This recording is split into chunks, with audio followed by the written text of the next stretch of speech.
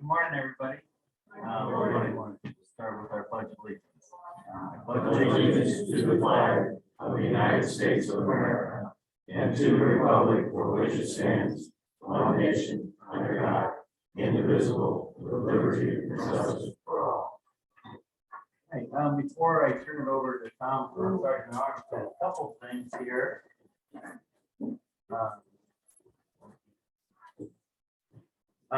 First, we got a letter from our district governor. She was here last week, so I'm kind of repeating what she said. But, dear Rotarians of the Overland Rotary Club, thank you for your generous donation of $250 for the Kids Against Hunger District 6060 project. Nearly 100 Rotarians were in attendance this past Saturday to assist with the food packing. So a total of $7,000 was donated, which provided 24,000 meals. The Arnold Rotary Club Facebook page got some pictures, and she just wants to make sure that the club got their sincere appreciation. That's that. Second, we have the privilege. I didn't see you. I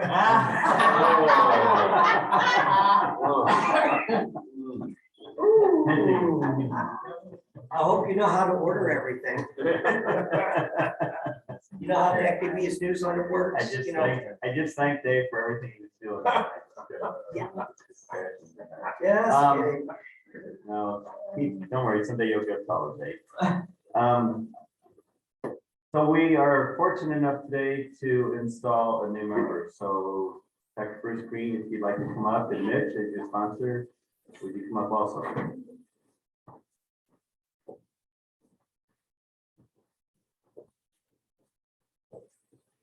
Sir.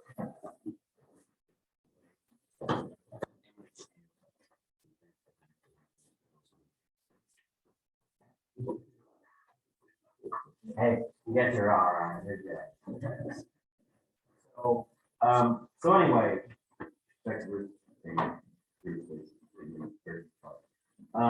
today's a special day for us. We're bringing a new member to our club, Dr. Bruce Green, proposed by Ms. Wilson. Classification, education, occupation, secondary school administration. I hope we have that all right. So it's my pleasure on behalf of the board of directors and the members of our club to welcome you as a member. While we can make you a member of our Rotary Club, we cannot make you a Rotarian in the true sense of the word. That is a distinction which you must gain for yourself. We welcome you not only for the fine fellowship which we will share, but also for the assistance you will provide to help us carry out the club's projects for the purpose of making our community, our country, and the world a better place to live. Rotary is an organization of business and professional people pledged to the highest ethical standards. The members of Rotary clubs are people who believe the world's understanding and peace can be improved through an international fellowship of business and professional people united in the cause of service to others. Bruce, you have been chosen for membership in the Rotary Club of Overland because we believe you to be a leader in your respective location, and because you display those characteristics which will enable you to enjoy Rotary and to impact its message of service and good luck. You are the representative of your location in this club, and information pertaining to your location must naturally come to us, to you. At the same time, you will be an ambassador for the Rotary Club to your location. We will rely upon you to convey the principles and ideals of service, which we here advocate to the people of your location, whom you have the honor to represent. The community will know and judge Rotary by your embodiment of it in character and service, and will accept you as a member with confidence that our principles and organization will be safe and secure in your hands. We also expect assistance and inspiration from you in helping us become better Rotarians. And it's with this hope that I now ask your sponsors to invest you with the distinction without pen of Rotary membership and offer you the right hand of Rotary fellowship. Welcome.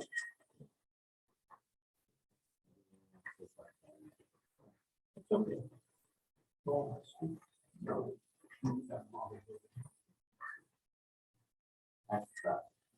That's the new style. We're giving you a style for your. That's what you said. And your official name badge. That way you know, great. That's that? All right. And your welcome packet. Welcome.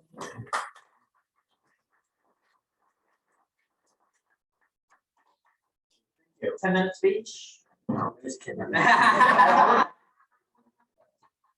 We also, so you know, we were organized an official member orientation. It's not a hazing, I promise. Member orientation, because we want to do that for truck also, so we'll combine that and try to work and run these kids. Okay? Okay. Good morning. Good morning. So you said 10 minutes, 20 minutes. No, it's really an honor and a privilege to serve in this capacity. And I thank you and look forward to the great work that we'll be able to do together. And just thank you for accepting and allowing me to be a part of this very auspicious group.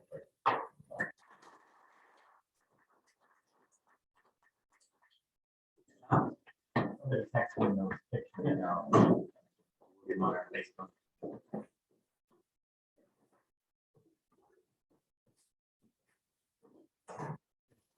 No short. That's two. I can count even, you know? Try to get some good of the coffee. I already take my dollar. So welcome, everybody. I think if you came in the middle of the pledge of allegiance, you probably should have a police down the fire.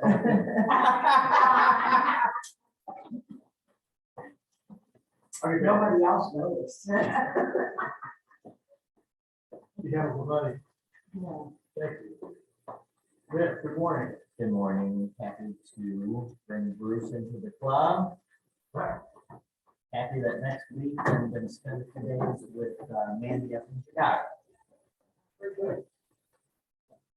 Something to be live in person. I know, I'm given a 20 today, and I try to, wow, some of the times that I work. We'll see you next fall. All those signs.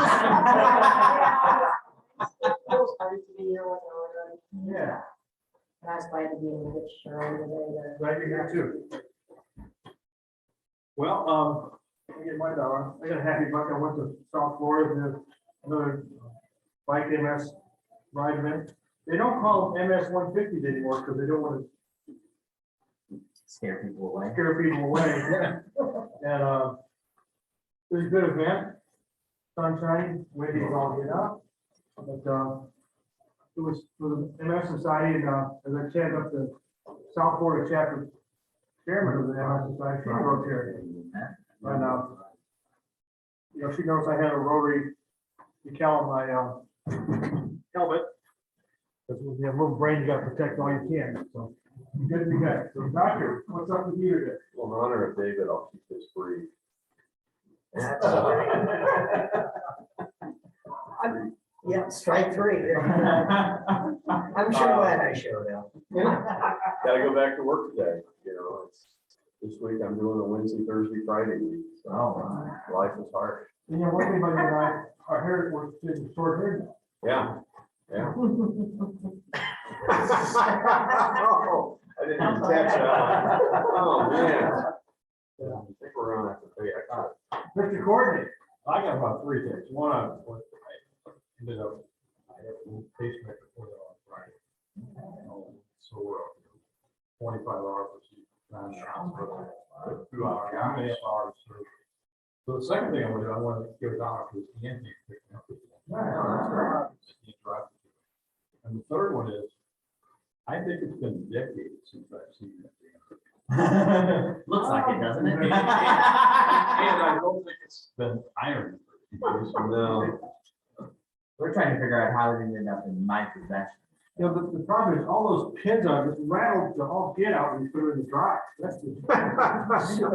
The last pins we have up there are in 2017, 18, so I think we need to catch I up. probably have some in my office, yeah. If I work on it. Bring this remember.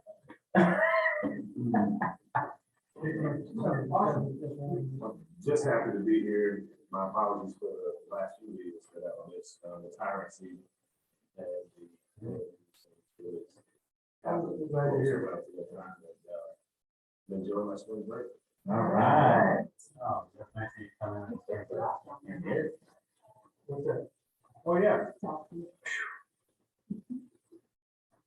At our last voters meeting, I'm sorry, at the last meeting, I picked up 2 people that are gonna be programmers for us. So I got one for myself and one for somebody that needs one. And, district governor nominee designate, no. I have a couple there. It's, I get to go and represent our club at the PETS session, the president-elect training session. And I guess I have 3 different buttons that I'm going to wear as president-elect, as That one. yeah, that one, down the road and assistant governor. So I'm looking forward to that. And then a lot more about Rotary. I'll be down there, I'll carry bags for you. All right, thank you very much. Anybody else for the good of the cause? Mr. President?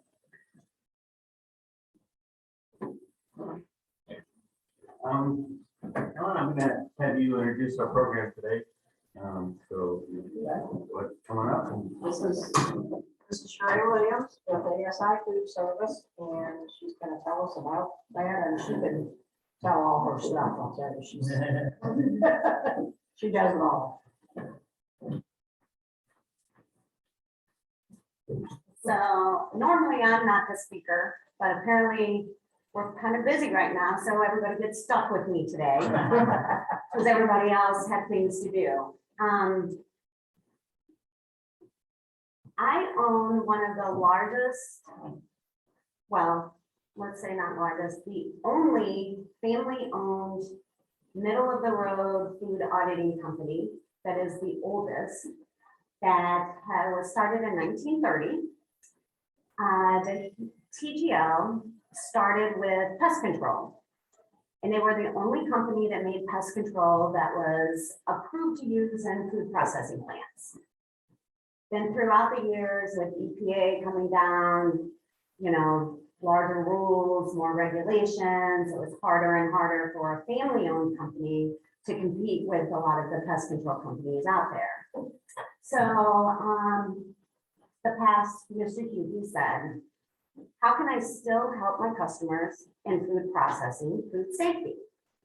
What do we need to do to make sure that all the food that we eat is safe? So he came up with a checklist. He drove around to all of his customers in the St. Louis area, it started in the St. Louis area, and he said, I have this food safety checklist. I can go through your facility, mark to see, to make sure that everything you do is safe for anything that you're packaging, distribution, growing, processing. And so it was a hard sell there for a beginning, but finally food processors and manufacturers was like, you know, we kind of need this. You know, I'm wondering if we can take this to the next level and say to, you know, our vendors and say, we're safer than somebody else that makes jam. Here's our report. So Mr. Tukey drove around to every customer. He would go in with his little notebook and piece of paper and write his checklist. His wife sat out in a car with a typewriter. He would take it out to the car, she would type it up, and then he would go in and present it. And this was in the 1930s. So throughout the years, food safety started expanding and people are realizing we need this. So then we had the Jack in the Box incident where the hamburgers killed tons of kids. Nobody could figure out like what was going on in different states. Back then, the CDC didn't have a program that says, okay, these guys over here in Washington are getting sick. these guys over here in California are getting sick. There was no central division there. So, you know, we look back at the Jack in the Box incident and say, that was a horrible thing that happened. But then you also have in the food industry, we look back at it and say, that was the best thing that happened because people figured out we need something so we can stop it early. So that became a big movement in the food industry. So let's take that from the very beginning. Now, in 2019, I had a friend that had breast cancer. She was given 2 months to a year to live. She refused to take pain medicine. She did not want to take chemo. She did not want to take, you know, radiation. She said, I want to live my life the best that I can without being sick, with, you know, with being able to do things. So she started doing cannabis. And she, of course, it wasn't legal here, it was in Colorado. So she would go to Colorado and bring it back. Well, us being in the food industry, we were like, oh, not for sure if we really approve of that. There's no rules and regulations at all. You know, it's a Wild West. So we kind of took the stance that based on her and her immune system, and she's already sick. So somebody making cookies in the kitchen, that in our world, that is the biggest no-no you can do. So back in 2019, we started doing a lot of research on cannabis. And of course, we went to the biggest and the best in Colorado. And as we're standing in their kitchen, we were just horrified on how that all worked. Because again, there's no food regulations involved in making that. And at first, we were very quiet about what we've seen going on, because that's like going into somebody's house and saying you don't like their couch. You know, it's just kind of, so as we were standing there, I remember standing in the kitchen, it was Halloween. So you have all these people in Halloween costumes making food. We walked through with just goggles on, no hairnet, no, we didn't have to scrub up. We're walking through the kitchen in our shoes, you know, and the whole time we're just like, oh my gosh. And it was funny because in that moment there was also a conference going on, and how many health departments from all different states were there. So that was like amazing for us, because now we're thinking we need to place regulations in this. And how do we get that approved through the states? Because none of the states know what they're doing. You know, somebody in the health department was handed the cannabis side and said, there you go. So they're just issuing licensing. They're not really for sure what to look for.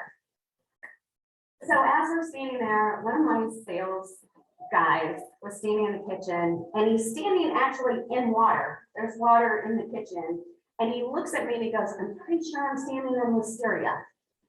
Like, this is listeria I'm standing in. And as I'm watching people, I'm watching the guy make caramels. And he does have gloves on, but he's doing one of these. And then he's making caramels. And he's dressed in like this like zombie outfit. And he's got nuts. And then the guy right next to him is leaning over, and he's just putting gummies on this thing. Sleeve just all over the gummies, right by the nuts. So right there, you know, in the food industry, we're like, that's an allergen, you know, that, you know, and I remember we were standing in the grow process. And I said, well, what kind of pest control do you use in here?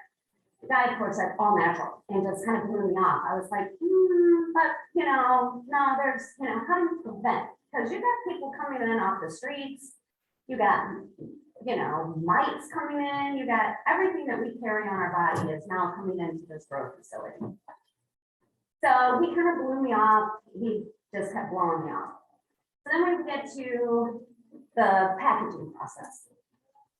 A girl in a bunny suit was changing the film on the packaging process. And the whole time I'm like, there's things hanging there, you know, she can get caught up in there. There's things falling in. And then I was like, wait a minute, they have no metal detector. I was like, raise my hand again, you know, but now the guy just hates me, like, and he's the owner, you know, and he's like, you know, so kept raising my hand. Finally, I think he was like, this lady's not giving up. So I was like, where's your metal detector? And he said, oh, well, we don't need a metal detector.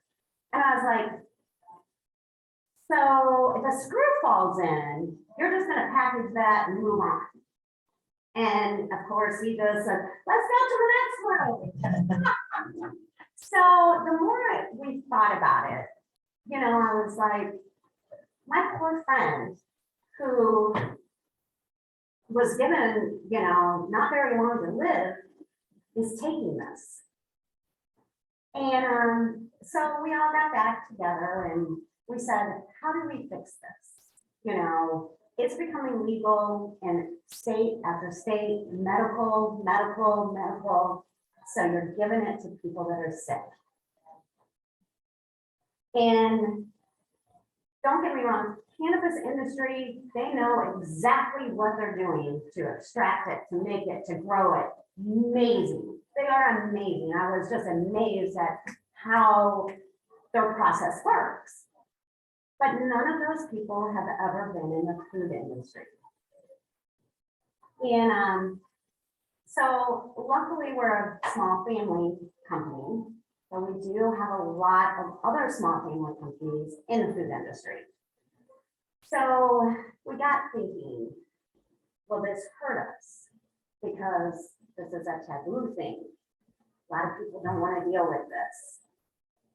Then we got thinking, if you make cookies, I don't care if you use almond flour, wheat flour, I don't care if you use organic peanut butter, I don't care if you use Peter Pan, Jif, whatever. I don't care what's in your cookies, as long as it's safe. So when that goes out, whoever is consuming it is safe. So we had to take that approach that I don't care what is in your candy, I don't care what is in your cookies, but if people are consuming it, it needs to be safe. Which is very hard to tell these cannabis companies who have no rules and regulations. Nobody wants to spend $25,000 to get to that safe point unless they have to. So that was our big challenge. Luckily, Florida stepped it up for us because Florida, when they became medical, said, you need an audit or you can't do business. Well, then we, you know, of course, they called all of our bigger competitors first. All of our bigger competitors turned them down. We don't do cannabis, we don't have an audit. So we started getting phone calls and we were like, okay, we don't have an audit. We know that there needs to be an audit, but we can do a dietary supplement.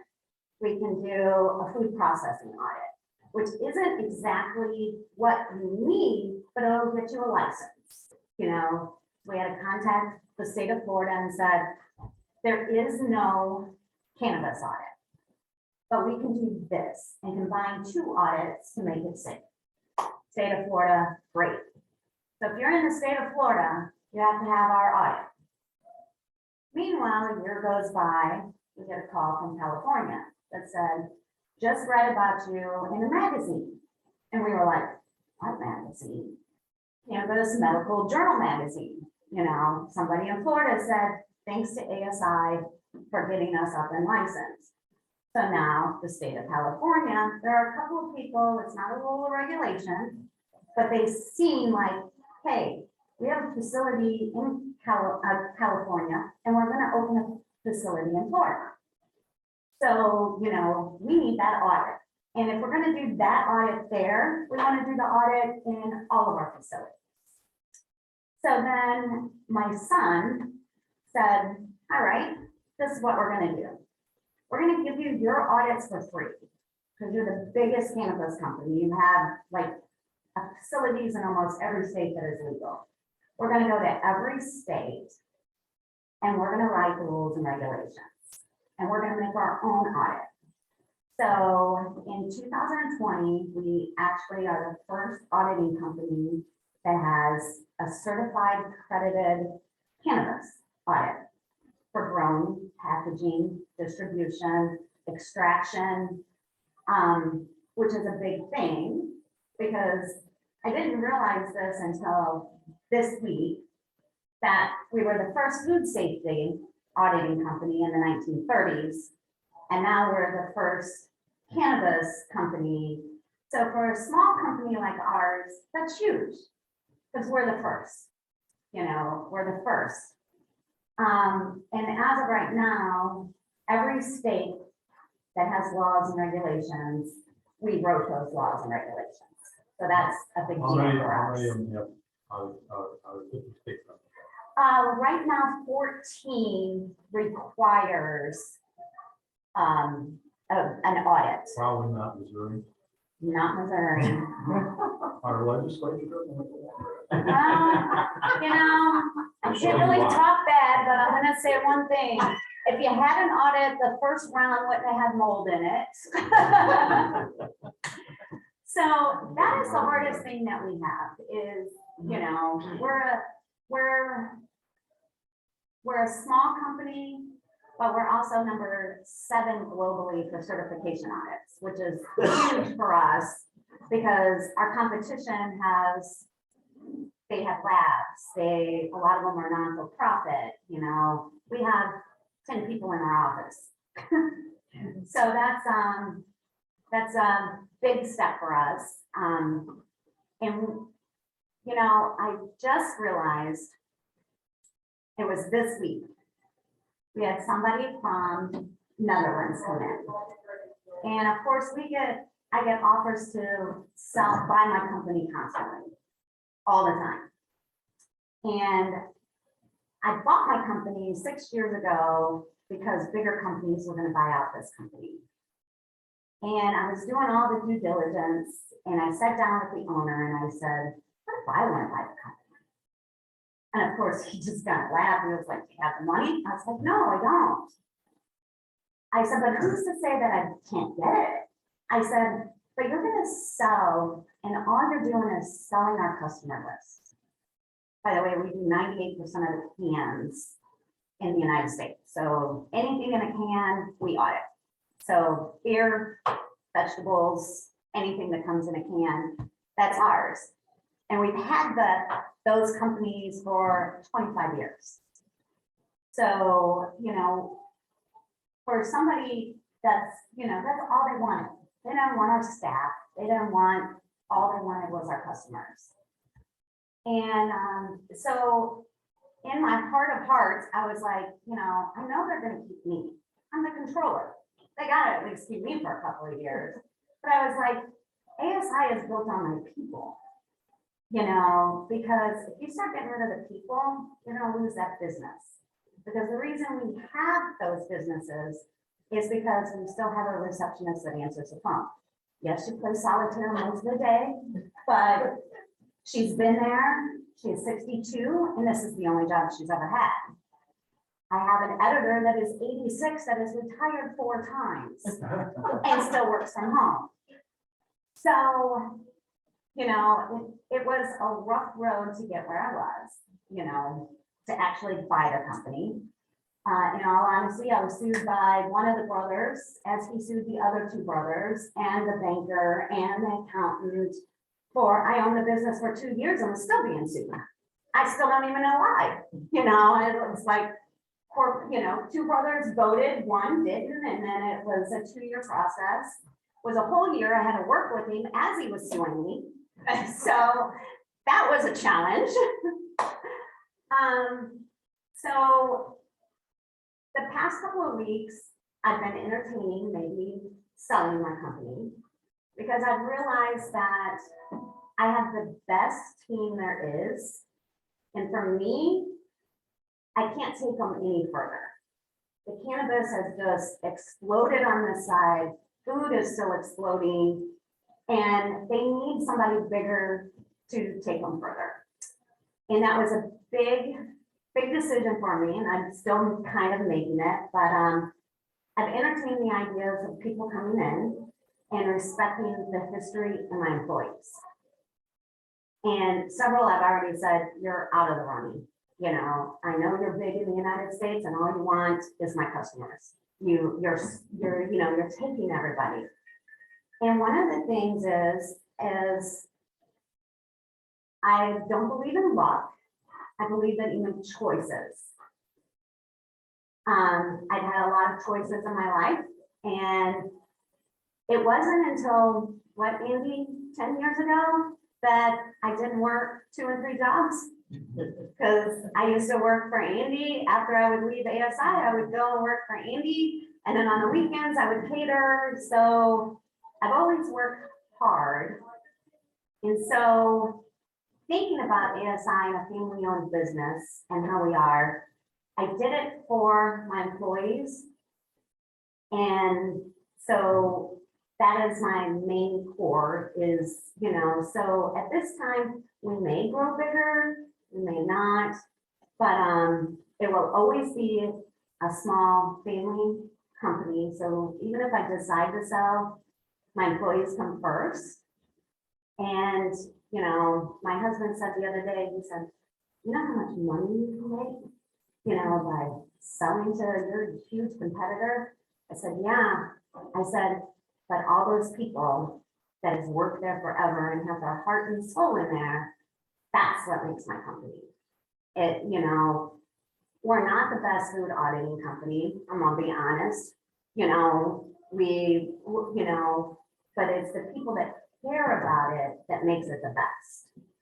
And in my mind, we're small, but we sure are mighty. And I'm excited to see where the cannabis goes. Because, like I said, I believe in making things safe. I don't care if you drink cannabis, I don't care, now somebody came to us and said, we'd like to have hemp, a hemp audit because they're eating hemp, and we're all like, what? Like, okay, now you've just gone way too far. We have decided not to get in the hemp salad business because that's just ridiculous. So I'm gonna take you back a few years, like to late 60s, early 70s. Were you with QB Company at that time? I was not. They were a supplier for us. I was in pest control for quite a few years. And we purchased products from them when they were over on Page. Around Page. Uh-huh. We left Big. Page. I left Page. You left that big, beautiful, weirdly. Oh my gosh, it was, the reason I left Page is I loved the building. It was full of antiques. The bats were still in the back. Uh-huh. And when I first started with ASI, we had 2 pest control companies. So I'm a pest control technician from Purdue. I ran those for years. I was in a meeting with the bank right after I purchased it. And I told everybody in the office, don't call me. I'm in a meeting. It's an important meeting. And my phone rings and I was like, okay, I just told them not to call me. So I declined it. A few minutes later, somebody else on the office called. So 5 people was calling me. So finally I was like, I need to step out for a moment. So I stepped out and I was like, okay, what is this? They were like, there's a homeless person living in a mattress behind the dumpster and the police are here. I was like, all right, that's it. And then that was the first strike. And then I would go in at 6:30 in the morning and the area is not that great. Yeah. Where was the building? 7625 Page. So it was in Pagedale. Yes, and you had to go down a hill to be able to see it. And my rule was I always drove past it to make sure nobody was on the street and then turn around and then, did that one morning. And of course there's 2 locks to get in. The door automatically locks for safety reasons. But when I pulled into the driveway, all of a sudden this man starts running down the hill, bam, bam, and of course I'm trying to get in the building. I was like, don't worry, don't worry. get in, shut the door, and we did have a direct line to page down. So I'm calling the direct line, no answer, no answer, no answer, no answer. This guy's banging on the door. And I'm thinking, all right, please don't bust that door. It's just a glass, antique glass door. So I finally just called 911 and, you know, so then they show up and it was Pagedale that showed up. But then the officer said, well, we really don't do any dispatching anymore. You know, we're getting rid of. And so I was like, okay, so I have to call 911 every time something happens because something happens like every other day. And so that was, you know, I had Cynthia Parker, who's 62 now. You know, she would sometimes come in at 6:30 in the morning. And it was like most of the women came in earlier than the guys did. So I was like, I have to make a move. I have to Where are make a you move. now? We're actually in Northwest Plaza. And you have an office rather than a warehouse, I mean, because. of what you're doing. Yes, we didn't It's a even need standard all that. office Yes, suite, right. it's just an office suite. Yeah. Which, you know, you've seen that building over there, so, you know, the electric bills and gas bills and water bills covered that whole building for us to use 7 offices. There was a job I did one time up in Old Monroe, Missouri. It was an onion ring facility, I think it's probably gone now. They manufactured the large onion rings that you would get in a restaurant on your steak. Our lawyer contacted us to go up and look at it because he happened to be the lawyer for this company. The owners were cited by FDA for all sorts of problems. The third citation was served with a summons from the whatever Pike County, whatever it was there, sheriff's department, because he took the other 2 summons or other 2 citations, just threw them away. As you know, you don't do that to a government agency. Went up there early morning when they were finished, supposedly finished cleaning. Again, no metal detectors. So this was probably late 70s, early 80s. Yeah. No metal detectors, no nothing. Paint is flaking off the ceiling onto where they're making the onion rings. The equipment is falling apart. Grease is actually dripping down from the gears and so on like that. Wrote up what we needed to do, went and talked to our lawyer and basically told our lawyer to tell them, plead ignorance. That's about the only way you're going to get out of this one. They actually arrested them. They were a comptroller, no offense to you, but the comptroller was they found money that was supposed to be down was being embezzled. There was all sorts of issues going on. I do hope that, I felt sorry for the people working there because small area of Old Monroe, that a lot of them, that was their only job, but that place needed to be closed. So yes, I have been in situations like this, Jack, standing in the water, as you have done more than once, certified myself and all of this stuff, but yeah, it's never as easy as it looks. It's not, you know, and the sad thing since COVID, and I understand, you know, people are short of money, but again, food industry skyrocketed. So, you know, you can't tell me you can't pay your bills for your audit because, you know, everybody was buying food, more food from the grocery store than they did before COVID, you know, so, this year, I already have 5 facilities in the United States that has falsified my certificate. So that is a new thing. I mean, we would have it every once in a while, like you would get a quality guy that worked at a company that knew what our certificate looked like. So he would move to a different company and be like, oh, well, I want these vendors. I'm just gonna copy and paste the certificate. So every once in a while, maybe like 1 every 2 years. So far this year, it's 4 and possibly 5. The 5th one even falsified a report, and luckily he gave himself a 96. What's driving that? Because a lot of people either they don't have the money to prepare for that audit, so they're afraid they're going to fail. What about all of these people need, they all get money?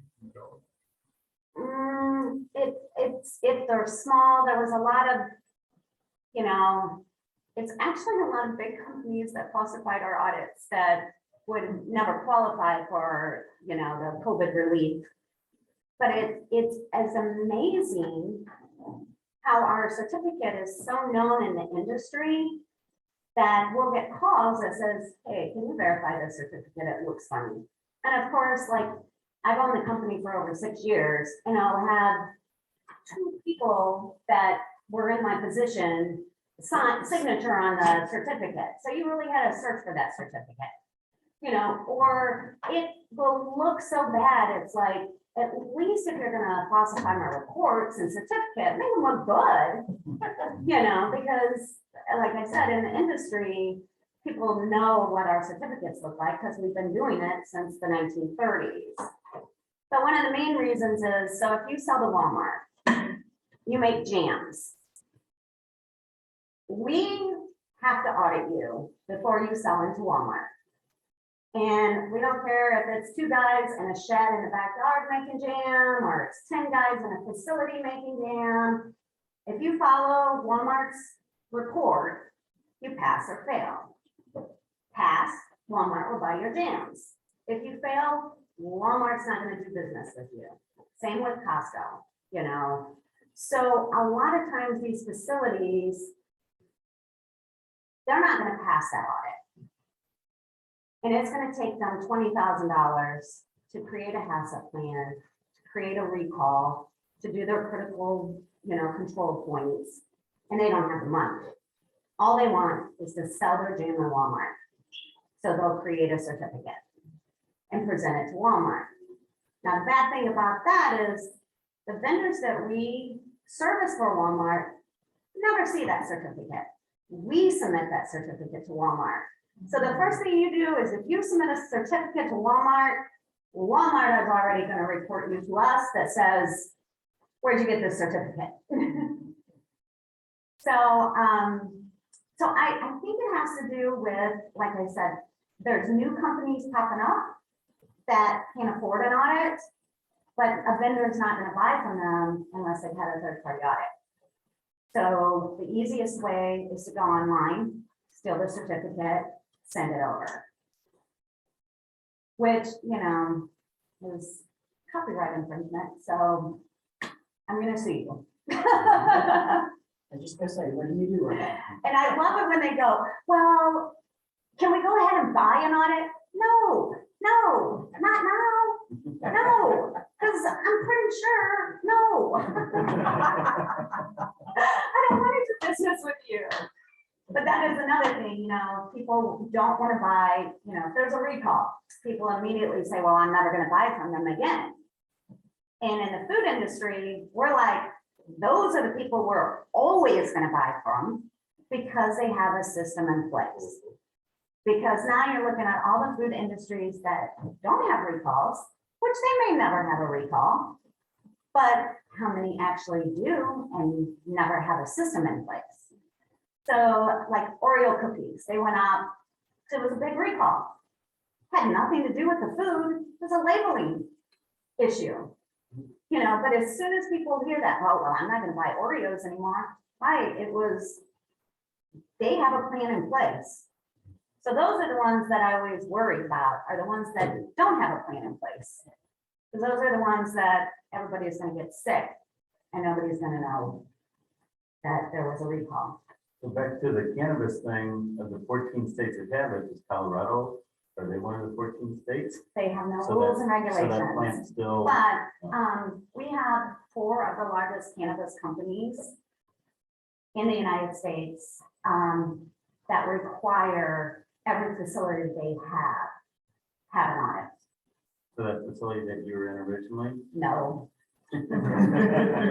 No. And you know, there's good and bad. Like the state of California, when we spoke with the health department there, and it was this little girl, and she said, I was in the health department. They came to me one day and said, okay, now you're in cannabis. You know, it's legal, that's your job. She knew nothing about it. Didn't know how anything worked. Her job was to issue license. That is it. Well, then 3 years later, she was like, wait a minute. You know, we've got all these licenses out and we have no rules or regulations on them. But it's kind of hard to go back to all those licenses that you gave out and said, now there's these rules and regulations. So we have noticed like the state of Ohio, they contacted us and my son went and talked to everybody in the health department, gave them like, this is what I would say your rules and regulations are. So they got with us and wrote the rules and regulations based on what we see that they need. So the good thing about us is because we have the big companies in every state, and every state has different rules and regulations. So we can accommodate any state that you're in. And since we own the certification, the nice thing is you can be a competitor of ours. And it's a separate company than ASI. And because it is accredited, we had to open it up to the public. Now we can pick and choose who wants to audit underneath there. So now our competitors are coming to us and saying, well, we want to audit cannabis and we need it to be certified because apparently you guys already set the rules and regulations, so none of our reports are going to work. We need your report. So we're like, great, you can use our certification for $20,000. And then at the end of the year, we will charge you $1,200 for every certificate that you send out. So it's like, since it is a certification body, ASI does the audits, and that basically only makes money from using the certification. So ASI has to pay CSQ, our cannabis division, the same as any other competitor out there. But of course, when they go to CSQ website, ASI's website is attached, so chances are they're going to call ASI and not one of our competitors to do their report. So yeah, and because we wanted it certified for any of the states that needed a certification, we had to open up for public comments, public opinions, and we had to open it up for the public. So that was a tough choice for us because we could have kept it, but then it's like we really wanted to be fair. We had to open it up, and actually, if it becomes federal, I'm sure there's going to be all kinds of rules and regulations that are going to come involved. So there's no way our company can even do every cannabis facility in the United States. What was it that your son got fairly recently from cannabis stuff? He made 40 under 40. Good. Yeah. Very good. So yes, he made 40 under 40. He does a lot of speaking, which is very funny because he's 28 and he looks like he's 15. So he just did an international conference. It started yesterday and then it finished today. And when I look at everybody on there, of course, you've got Frank Giannis, FDA, you got Jorge Hernandez, head of Wendy's, you got all these people that have been in the industry for 30 plus years. And then you have Tyler, who looks like he should not belong in that group whatsoever. But in all honesty, I never thought I would say this, but I think my 28-year-old son knows more about cannabis than probably anybody in the United States. But based on my story, my girlfriend, I could say no, but he is. But you know what? I have to give it to him. I think he was 25 when he first tried it. And he actually, over in Illinois and Peoria, he has a partnership with a social equity guy, and they actually own a cannabis company. Of course, Illinois hasn't released their craft grow license, so they only have the infuser, but he's got all of them besides the craft grow, which Illinois should be rolling that out if there's no other lawsuits. But yeah, so he's quite talented. I don't like to say that because You know, his head already doesn't fit through the door. And then my daughter used to work for me. She used to do the marketing. And last year I bought the personal training gym over here, ProFit. And then we opened a wellness and spa next door. So between all the family members, I had to move some. There was too many of us in one location. So I had to like separate them out. And I thought that it would work out great because then Tyler wouldn't complain about Danielle and Danielle wouldn't complain about Tyler. And I would have peace at my office. But then my husband's over at the gym and my daughter's at the spa. So now I just have Mike complaining about Danielle and Danielle complaining about Mike. So I just moved the complaints around. Well, thank you. Thank you.